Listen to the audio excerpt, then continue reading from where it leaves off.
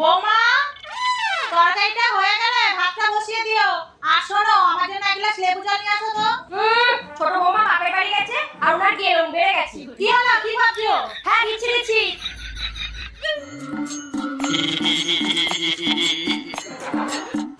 মা, শাশুড়ি মা।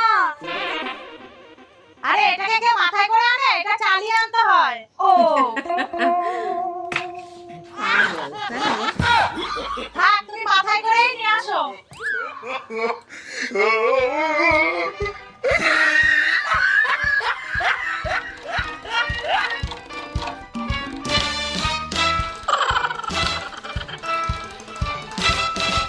মা, এই দেখুন বাপের বাড়ি থেকে তিনজনের জন্য তিনটে শাড়ি এনেছি। আপনারা কে কোনটা নেবেন বাছুন, আমি একটু ফ্রেশ হয়ে আসছি।